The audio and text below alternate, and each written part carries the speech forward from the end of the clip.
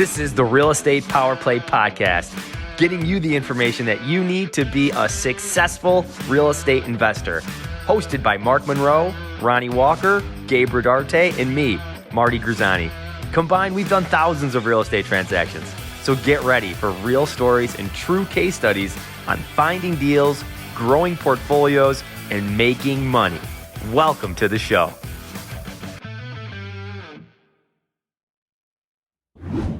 Where are you at today versus where you were at when you started this business? What is that transition and how did you transform into who you are today? And what was that journey like? Because my guess is the Gabe was not always the badass that he is today, right? My guess is that Gabe had a journey and a process. I want to know some of that stuff. Yeah, guys. So here's one of the things that people don't know, or that if you don't remember, that I came from just a regular construction background. I had a couple businesses before that. I had an auto glass shop. I had some other things. And so one of the things that I dreamt of is just not having to be so active all the time, running around on different crews, even though we had our systems lined out. We were doing this whenever, there just wasn't as much internet access to things. Also, there wasn't apps for every single thing. Like nowadays, there's an app for everything. With my contractor crews now, we have 2 different apps that they use, and I just log into their system and I can see what they're doing, right? And it's really cool. All right, so they just send me stuff and we're good to go. Well, back then, man, it was tough. Like I still had guys. I mean, even now, I got guys sometimes write stuff up on paper and take pictures of it. And I'm like, look, that's not how we do it anymore. Well, back then, man, it was tough. I mean, we still had carbon copy type things, and papers and stuff like that. So I just saw the transition and I go, look, for me to take that leap, I'm going to have to do all these things, right? I'm going to have to update all of my systems, build out my business in a different way, do all this stuff. And I'm like, or I can pivot right now and I can start looking at other avenues. And I've always wanted to be involved with real estate. It's just one of those dreams that I just thought was really cool to have multiple properties. And so what I did was slowly start getting educated. I paid for some national training programs and stuff. Didn't know what I was doing. Got on some conference calls, went to networking groups, started meeting people, and started getting my database. And so here's step number 1 that I would say in my book. If you want any form of freedom or financial freedom in real estate investing, and I think this goes for across the board, but if you want to be involved long-term, you have to think long-term. And you have to not just think about it going, what are my goals long-term, but what does my network look like long-term? Now, we talk about network a lot right now. We've always talked about it on this podcast. It's the thing that's transformed our life. And that's the reason why we do this, because we love talking with people and helping people grow. But one of the things that I had to do was realize, to go back, I wish I would have told myself this one thing of saying, you want to blow up your network as far and as wide as possible.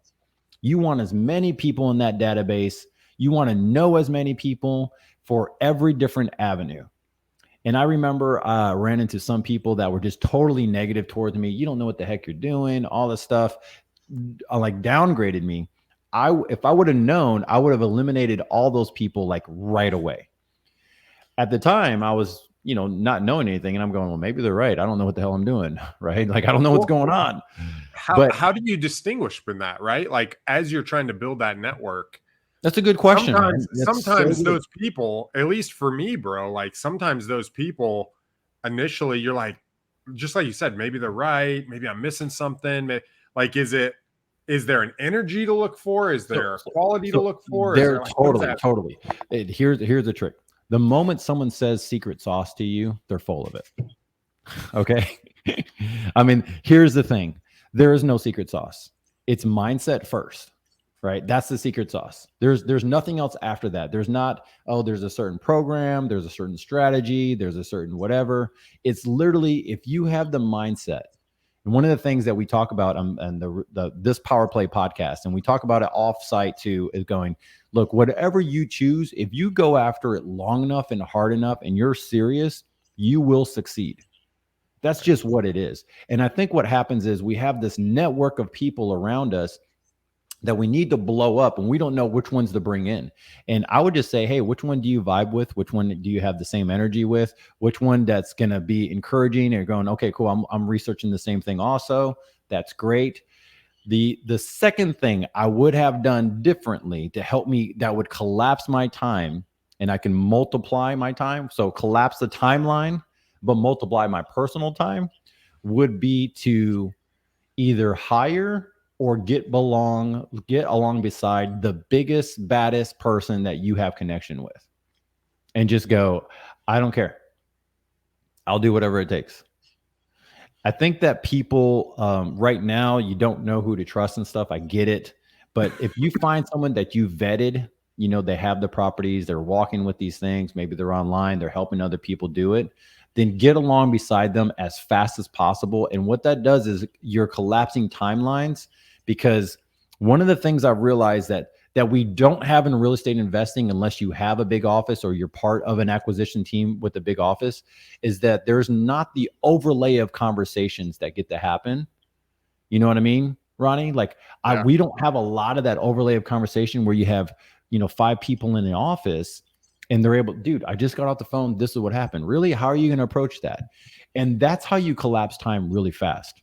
So if you want to know just wholesaling, be part of a great wholesaling team. Go be part of someone else's and help them blow up. Help them be great, right? Help them grow. It's just going to help you grow. Well, right? And network, like what you said, the more people, guys, what Gabe said, rewind that and listen to that, because he said, don't just think about long-term goals, right? Don't just think about long-term goals. Think about long-term relationships, right? Who are the 100 people that could blow up your business, and who do you need to get in contact with? When we were in Florida not too long ago, we talked a little bit about that, right? Where it's okay, looking around and kind of surveying the marketplace. It's like, okay, what are my strengths? What are my weaknesses? What are the opportunities I have in front of me? And what are the things that are threatening my business? And being able to then sequence out and say, okay, as a real estate investor, I need to make sure I'm solid in 3 areas that I'm constantly looking for blind spots. I need to make sure I've got the right knowledge, that I know what I'm doing, right? So I don't get in a pickle. I have the right people around me, so I have the right network, like what you're saying. And 3, that we have a constant inflow of opportunities or leads, right? Or houses that we can look at. Guys, that's what it takes to be successful as a real estate investor. If we're looking for freedom, right? If we're looking for freedom, if you guys are working on your websites, or if you're managing people, or you're spending 20 minutes or 20 hours a week in meetings, and like you're wasting your time. Achieving freedom has to do with building your own net worth in knowledge, in your network, and in the amount of properties that you're looking at and you're taking action on. Dude, I absolutely love what you say, bro. Yeah. So let's dig in a little bit more. So what we're talking about, financial freedom, guys, and we want to be able to help you grow right to that place. So Ronnie went over a little bit of his background. I went over mine, of like, what would we do? What does it look like? What did it look like to me? Man, guys, I just didn't want to be hustling on the weekends. That was my first number one of going, if I could just buy my time back. That was number one. What does it take to buy my time back? Now, if you run a company or you have a small business, like we had a small business, or, you got to figure out whose time are you going to be buying back? What does it take to buy back your time? And, there's always a timeline thing, no matter what. Like I have a guy that I do other partner with other deals on, and he still has a W-2 job, but he's doing great and he's slowly buying his time back. Right. So we created another business last week specifically over him. Now, guys, understand this. He has been working with me and some of my properties for about 10 months, maybe 8 months, something like that. I saw the growth. I saw what he can do. I saw what he can bring value to. And I'm going, look, man, the way you work, that's my caliber, right? You do that. The way I have this other stuff already set up, because I have the time and I have my team, can we go do this in this other venture that we're working on? And we hashed it out, whiteboarded it. Go ahead. Tell me, and I want to interrupt you. I'm sorry to interrupt you, but I really want to focus on this. Tell me the mindset that it takes to feel confident creating partnerships like that, right? Because you touched on mindset a little bit earlier, and I think this is so critical for other people. Is tell me the mindset that you have to have in order to do big things, like create a business around this guy, like buying mobile home parks, like, flipping 7-8 homes at a time. What kind of mindset do you need going into that, right? Because if you have a level 1 mindset, like, you're not going to achieve financial freedom, right? You need a level 10 mindset to achieve financial freedom. So what does that look like? Like, what's that process look like? So there's a couple things. One, it really does have to come down to your mindset, and you're going to hear a lot of people say that it's abundant mindset. Okay, well, abundance of what, right? Abundance of you, abundance of your time, abundance that, hey, there's plenty of money to go around. What do you qualify as abundant mindset, right?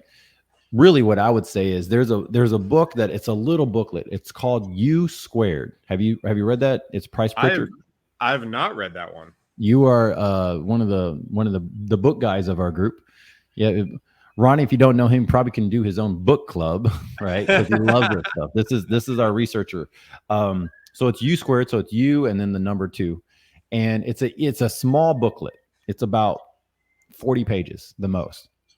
And each page, it just goes into it's compressed to really good stuff of how to duplicate yourself, how to go into the place of literally squaring yourself up, which means you're compounding your time, you're compounding who you are. And I would advise everybody, I think it's like $5. I would advise everyone just to get that book and have it on your desk all the time until it becomes you. Right. And that's it. That's something I would say for sure is the mindset. The part about building team, you have to take risks sometimes in building team. I think there has to be character involved, at faith, some degree of faith. Like you have to have a foundation somewhere that you guys just come into alignment on, right? And then one of the things is just making sure that the person is financeable. They're doing great. You could do a credit check with them. You could do whatever you want to do with them and go, okay, look, I'm looking at building something out for the next 2 to 4 years, right? Let's just work on a timeline. And that's one of the cool things about doing real estate is that you don't have to have a partner to do deals, right? But you can JV on 10 deals with that same person. You can go, hey, look, we're going to go in, we're going to JV on this deal together. You're good at mobile home parks. I'm good at mobile home parks. Why don't we split up our work and we can do more in a shorter period of time? Let's go do that. All right. And then you basically, we go to whiteboard, we talk about what we want to do, we split up our tasks, and then we literally go to work. The next meeting, hey, when do you want to do the next meeting? Oh no, we're doing Zoom calls. Wait, we could do another in-house. I got the office here. No. We're doing Zoom calls. Why? Because it's go time. And I think one of the things, and you mentioned it, Ronnie, right? Like, I don't know, maybe you can put shed some light on it, that whenever people try to JV together and meet other people and connect, you want to blow that network. Boom. You want as many people involved. Why? Because you need to know what to do, where to do. You need your database. You need people in this phone, from your AC guys to your text to wholesalers to everybody else, right? You mentioned about deal flow. You need a lot of stuff going on. But you mentioned it. If you're spending too much time either working on a website, working on stuff that you don't need to be working on, how do you know you're spending too much time with your partner? And really, the way I see it is, if you're spending a lot of time talking about concepts and theory and all that stuff of what you should be doing, you're probably not going to succeed. You won't get there. You're not going to get there in a good timeline. Well, and if I might piggyback on that, guys, if you're looking for freedom by not doing anything, real estate is not the industry for you. Real estate is an industry that rewards people who bring value. You don't necessarily need to bring a lot of time, but you do need to bring a lot of value. And That's value true. can be found in one of three ways, especially as you're getting started. Value can be found in the time that you have. It can be found in the knowledge / resources that you have, or it can be found in the money that you're willing to deploy, right? Like it's right. It's knowledge, time, and money. And so if you take inventory of where you're at in your life, right? If you're brand new, you might have a lot of time. Or you might be working a pretty solid job. You might not have a lot of time. You've got a pretty big nest egg set up.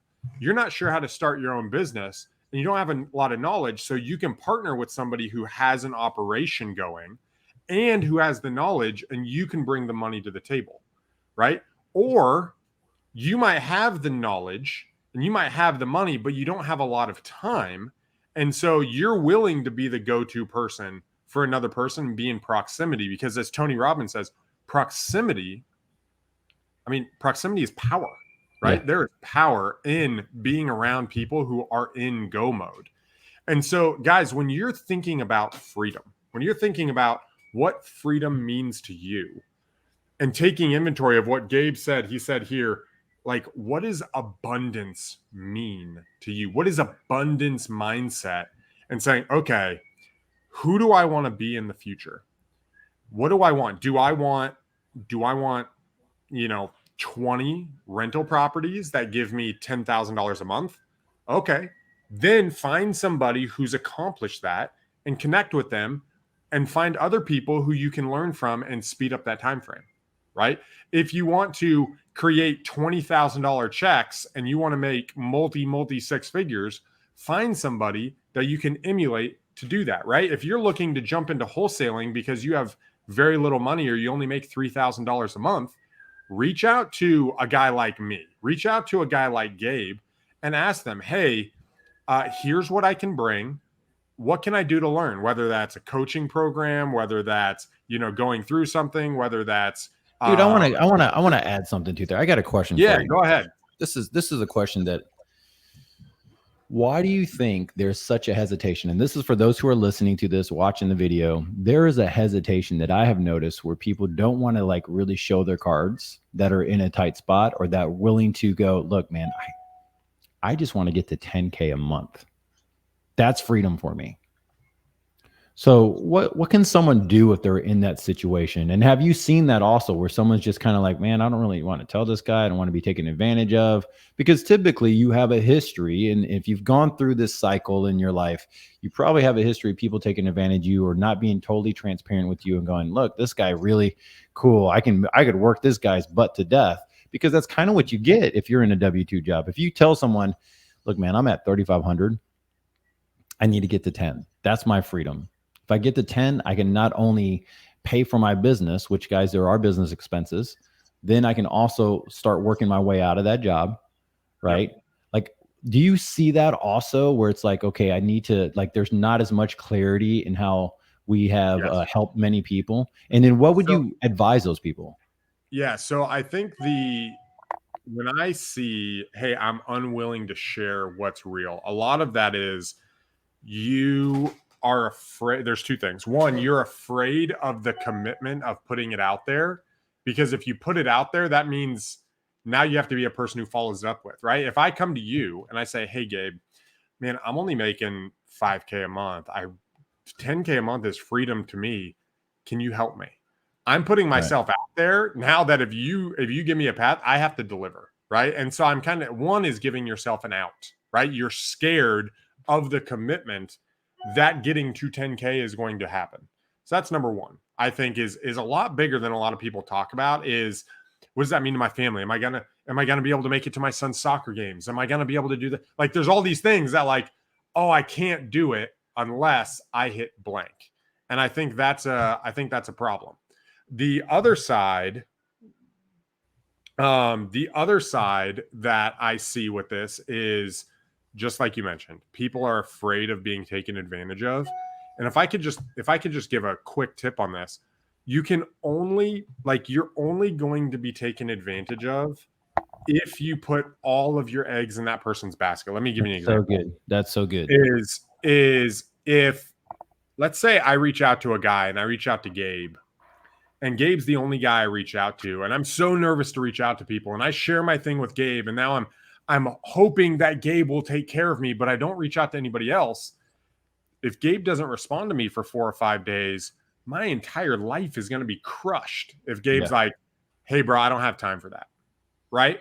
And it's not that he's being a bad dude or he's pushing you off or anything. It's just that might not align. Right. Because Gabe has a self-interest. I have a self-interest. And as long as those self-interests align, then we can work together. But if they don't align, well, then we're probably going in 2 different directions.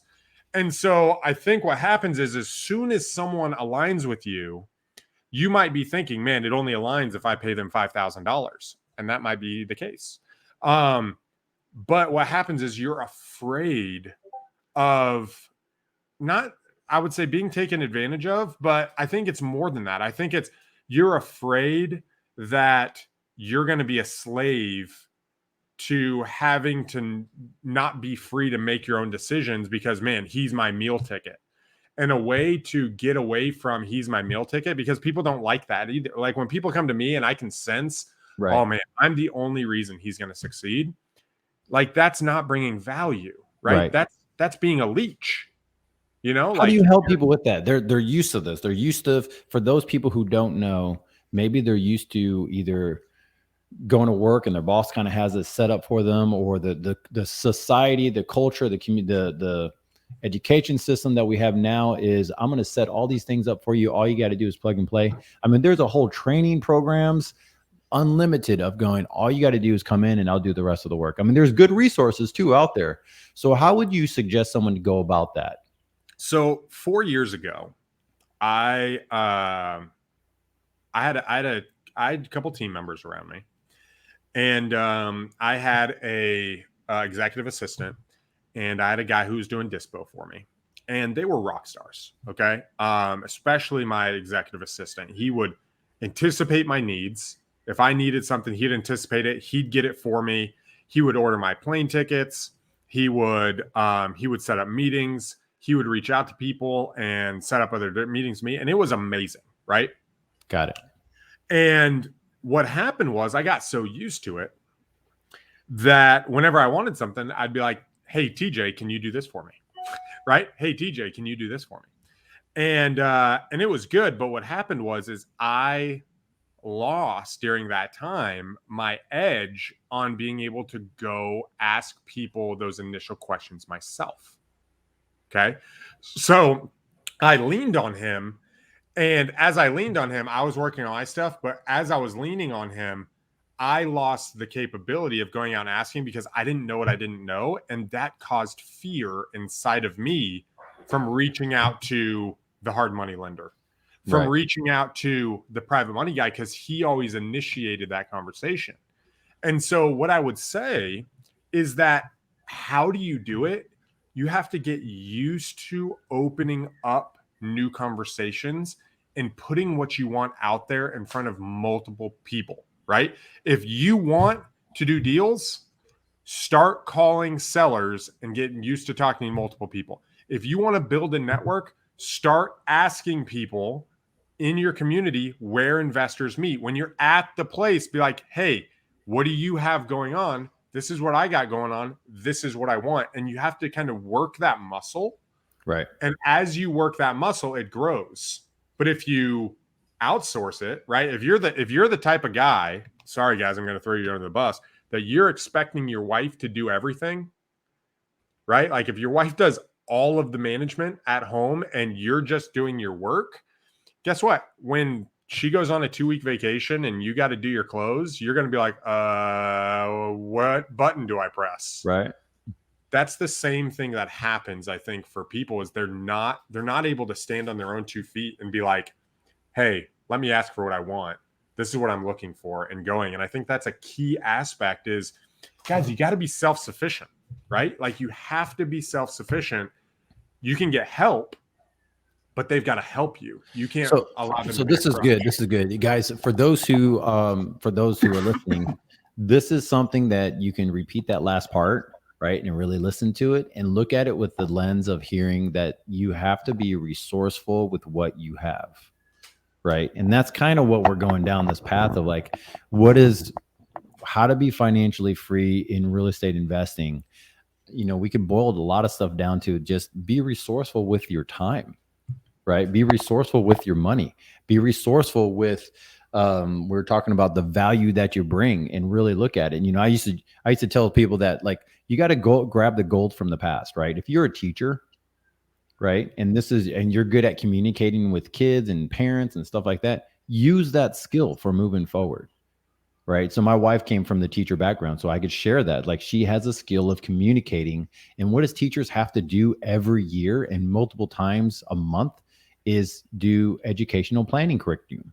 They're planning out, this is what you need to do next. This is how, and you're layering stuff in, right? Like, we got to learn the ABCs before we learn the other stuff. We have to learn this. And so it's the same thing we do. And one of the things I realized that as my team gets bigger, the more I have to cast the vision of going, okay, guys, this is the vision. How are we going to layer into that? What do we need to do? What are our first steps? Okay, we're going to be over here. What are we going to need? And we just reverse engineer it and go, okay, this is what we're going to need for right now. The other part is we still take action today. Like, we did a big meeting yesterday. It took a long time, but it's really probably going to set us up for the next 2 to 3 months worth of work that I lined out yesterday.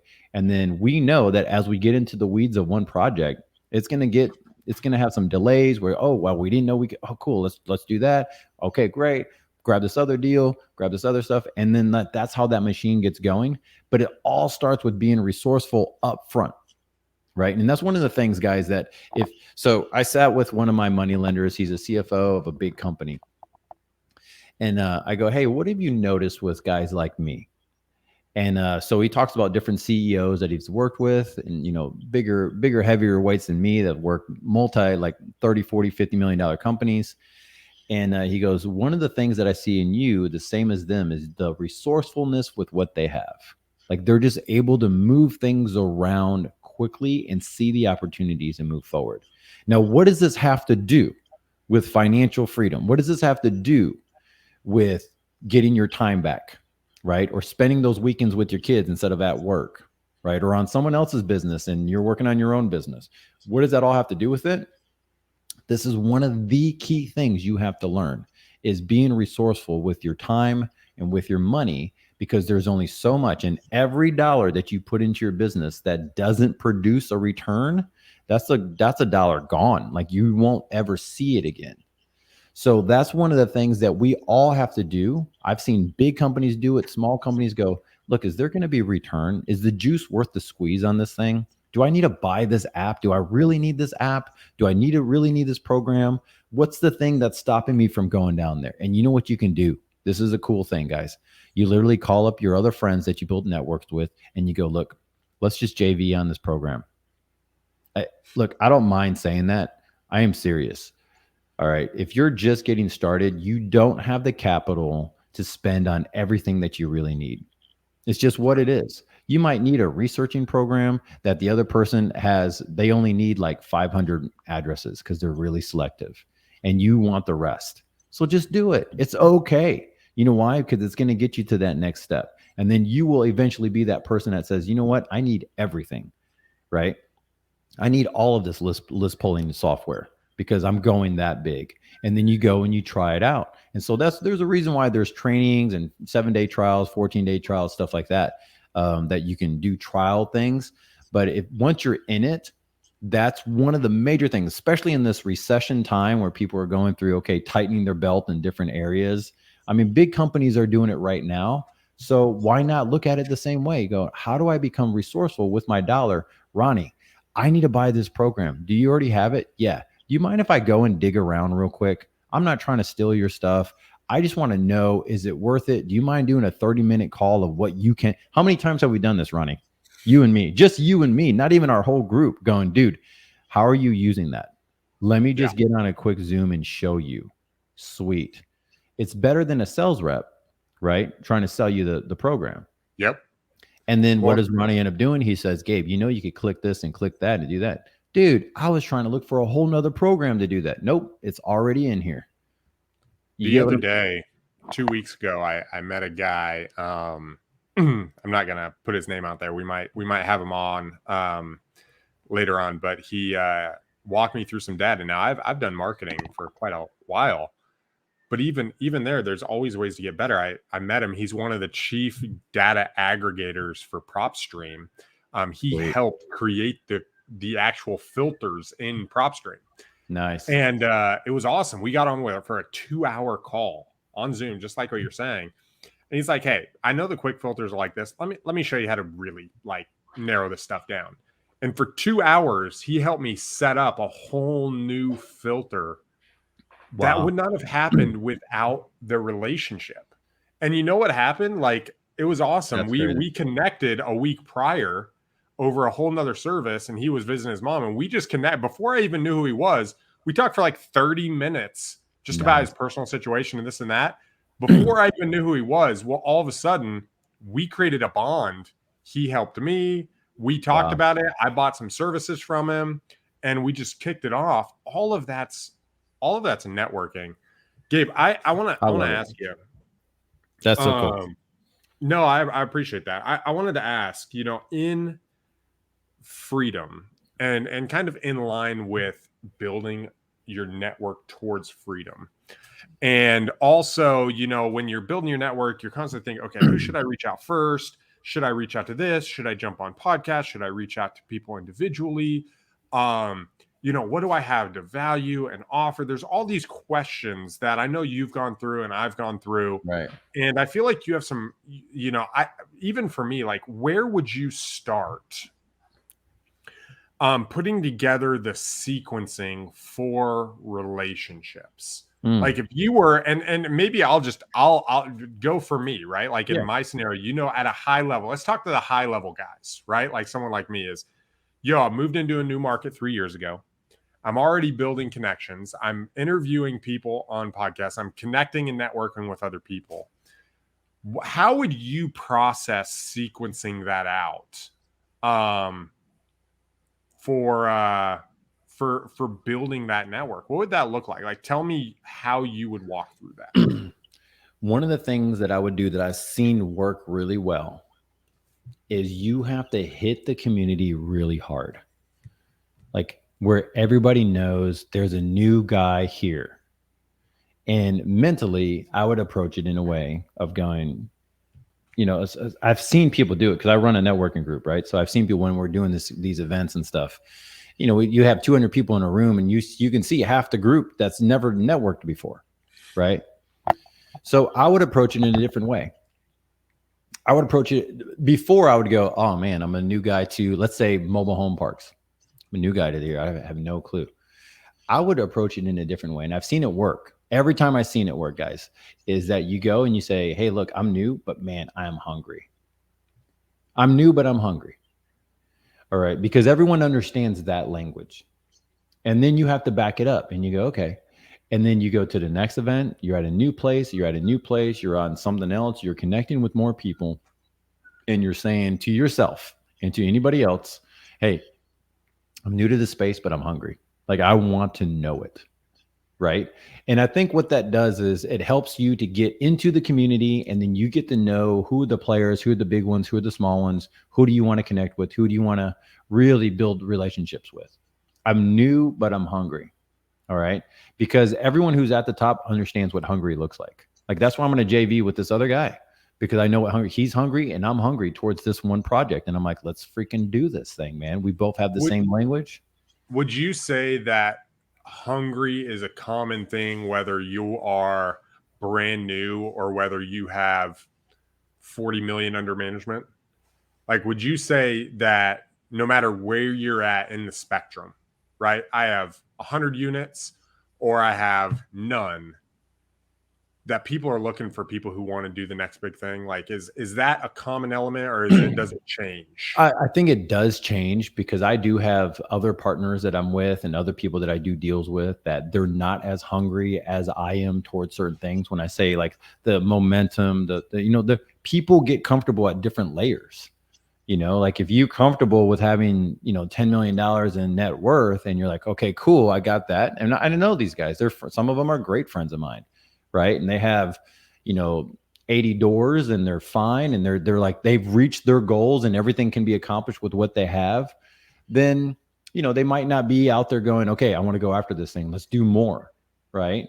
For me, I get bored. I'm 41 years old. I have a lot of cool things that I want to accomplish with my life. I have just kind of like that inner burn of going, okay, there's more I could do. I got 3 kids, great family life. My wife has needs. I have needs. Like there's just stuff that I'm like, you know what? It's going to be a while. Right. And then once I accomplish that, I'm going to go and I'm going to look at it and say, what else can I accomplish? Right. That's just who I am. But that doesn't mean that someone who might be a little bit more comfortable and a little bit more relaxed doesn't need someone who's aggressive, who's hungry, who's resourceful. If you're just getting involved, right, and you want to know this stuff, right? So what I would advise is go after it with that place of saying, I want to know all the players and I want to show that I'm that person, right? Well, I don't really want to work in this, but you know, like, dude, I don't need any more houses. Go look. I get it. Maybe you don't want any more. Maybe you're comfortable, you know, if you found that guy, right? So what are you working on right now that energizes you? Just ask. It's not hard. And this is one of the questions I love to ask the most. It's a powerful question. What are you working on right now? How many times have I asked you this, Ronnie, or any of our team? Like, hey, dude, what are you working on today that energizes you? That's really, we could talk about deals. Well, right now I'm working on so-and-so. I know, man, like we're all working on deals. What are you doing today that's like energizing you, that you're going, oh, like I want to get into the meat of this thing. And I ask this to everyone who's big. I got a friend of mine who he started a new company, has nothing to do with any form of real estate, has something to do with a whole different food industry. And he's like talking about this thing in the food industry. I listened for 30 minutes. And while I'm listening, Ronnie, I'm picking up on leadership skills, right? How to illustrate a direction, how to work through the sequencing of how that, you mean that's the same, it's the same process, Gabe. Really? Do you think that I could apply? Well, that's the same process, Gabe. Wow. Okay, cool. And I can apply that towards my personal business.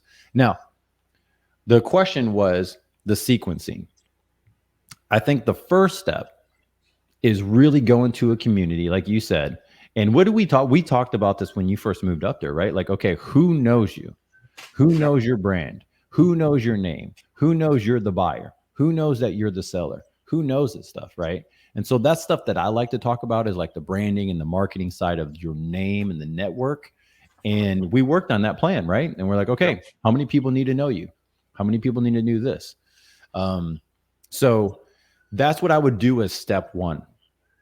As far as the sequencing, if you're in a new area, if you're just building community, again, it goes back to network. Now, step two, right, is the follow through and the follow up of all of that and to learn how to be laser focused. I think the shiny object syndrome is a real thing, but I think people misunderstand how short time it would take if you just focused on one skill.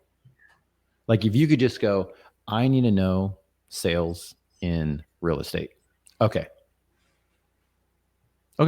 How are you going to go about doing it? You're either going to be a wholesaler or you're going to be a realtor. Who else sells real estate besides a private owner? You're going to be a wholesaler or, you know, that type of person where you're helping sell real estate, or you're going to be a realtor. Which one do you want to do that's going to help you sell real estate? Like that's a skill you need to know and how that transaction works. Okay. Then you write that down. Sales, real estate. Okay. You write down the two options and you go, how do I collapse time the quickest? What's going to help me get to the end goal quicker? Right. And you write down, you got to keep in mind, like one of the things that Jim Rome said was go learn the skill, like do whatever it takes. There's a good video out there. I love the YouTube videos out there with this stuff. He's like, do the thing, go learn the skill, go and do the stuff, use all of your time, go and work as much as you can work. Your fingers are bleeding, just going, this is the skill, right? Because that's something that will always be with you. Now, my wife and I talk about it all the time. Like every time we think about a training or something else that we want to grow in, guys, because for those who don't know, I'm more of like I'm more of the lifestyle, family, freedom type person. I like nice cars. I like vehicles. I like cool stuff like that. But really, I love my time with my kids. Like we have 3 tournaments every weekend back to back, and this weekend's the last one, right? I love just going there and just saying, guys, what else do you want to do, and not have to think about the dollar, right? I just love doing that. And that's me, right? So then after you do this, so that's step 2 is fine. Like everyone needs to know what you're doing. Okay. Step 2, you find your skill set that you want to work on without shiny object syndrome. And you go, I would need to know the skill of selling real estate, right? Because I'm wholesaling a deal right now. Guys, I buy properties all the time. I'm literally wholesaling a deal, probably get it sold by Thursday or close it Thursday. And I wasn't sure that I was going to hold on to it or flip it or whatever. I was like, well, let me see if I just have a buyer, right? It's a skill that we'll always need. So why not just freaking go after it and go, this is going to be a skill. And I think what we do is we tell ourselves in our mind going, if I just had more time, I could do better. I've seen people do it all the time. I don't know about you, Ronnie, but just go, man, if I just didn't have my W-2, if I just had more time, if I just had this, if I just had that, I'm going, really, if you had the skill, you can buy your time back. Well, and if I might, piggyback on that, one of the biggest mistakes I made initially, I shouldn't say initially, it was after I kind of gained, some financial freedom, is all of a sudden I delegated the skill development that I needed into other people. So I would say, man, I want to get really good at marketing, but then I'd hire a guy and I'd tell him what to do, and I wouldn't actually get good at it. And so what happened was when that guy left, I'm stuck without the skill. I thought I did. I put all the time into it. I met with him, but I didn't actually do the skill. Now, what I'm not saying, don't listen to me and say don't delegate. Delegating is important, but don't delegate the skills you want to develop in you. Because what Gabe said is key. Skills will stay with you forever. Skills translate into the value you provide to the marketplace and to relationships. If you don't have any skills at all, what value can you bring, right? What knowledge can you bring? What specialized knowledge? So guys, I would say don't be like Ronnie 5-6 years ago and say, let me hire out all the skills. What you do want to do is say, these are the skills I want to develop over this next year. Let me focus on these skills, and everything else let me delegate. That's good. And allow different people to do, because those skills, if there's one thing going and in the midst of this recession that I believe, back to freedom, is in order to be free, in order to have that financial freedom, in order to have, let's put it this way, confidence that you can produce freedom for yourself, even if you lost it all, is what you've learned and the knowledge you've gained and the skills that you've built. So put together a skill plan, a plan of acquiring those skills. And once you do that, like Gabe said, put the time in, get really good, because the people who are going to win are the people who are sharpening themselves today.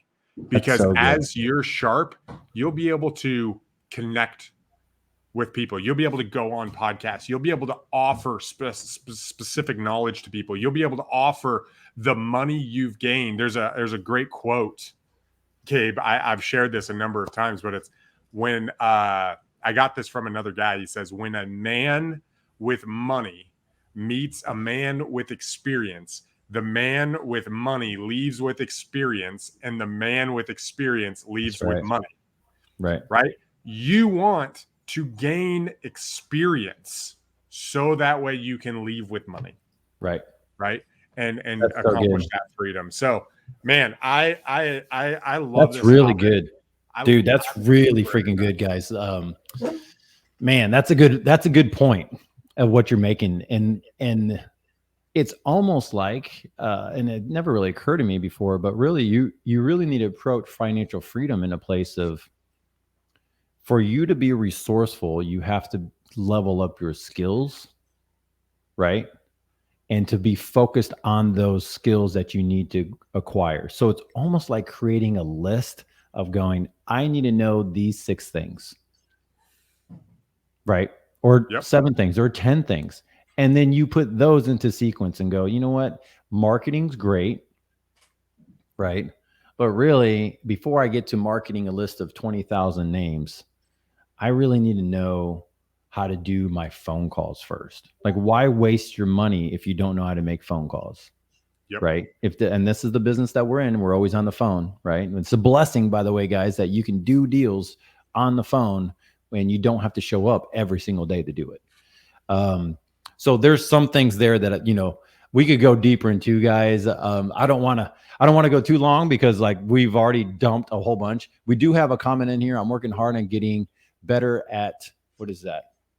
I'm working hard at getting better at cold call. Prop stream. Would love to network with you guys and pick up big break. Look, this is Ronnie's place right here, man. Ronnie, this is this person here. Why don't you put your name in the chat so we can get it? Because we just have right now Facebook user. Yeah, absolutely. And send us you know, if you're wanting to send some direct messages, right? And you know, we can give some direction. I think jumping into cold calling, one of the things that I love telling people, guys, is cold calling. Sometimes when you think about it, it's like cold calling. Oh my gosh, I don't want to do cold calling. But here's what cold calling does. Not only does it forge the skill within you, it forges inside of you, like it builds courage. You become, Gabe, I'm going to use your term. You become an alpha by starting with cold calling. Right. And the reason why is you start getting confidence. You start being willing to thicken that smooth, soft baby skin, that skin on the side. You start hardening up a little bit and you start taking some rejection, and you really become a lion when you're cold calling in the best possible terms. It's this internal strength that, you know what stands between my freedom and me, you know, dying in the abyss is this person or someone saying yes. I'm willing to stand there and be the hero. I'm willing to get my stuff together. I'm willing to stand up and take all the no's, because one yes will literally change the direction of my life. It totally does. And Bobby, man, I would definitely say keep at it, right? Keep going. Make 400 calls, make 700 calls, make 1,000 calls. As you are making those calls and you're talking to people, you're building a muscle. And just like I think there was an old story where a guy was a kid, I think it was in Greek mythology. He says, hey, he prays to the gods. He's like, you know, I really want to be strong. I really want to be strong. And the gods responded and said, hey, there's a rock at the mouth of this cave. Go and push on that rock every single day.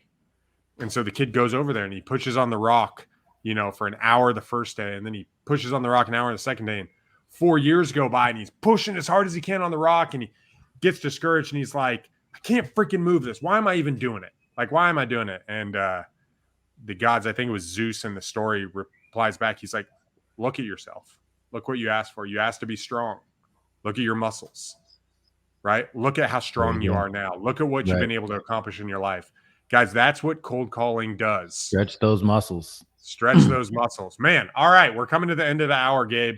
We've talked about financial freedom. Guys, if you guys have found value out of this, give us a thumbs up. Give us a like. Share it with your friends. We come to you every Tuesday. Gabe, as kind of a final go-to top of the question, what was a nugget you'd like to kind of leave everybody with?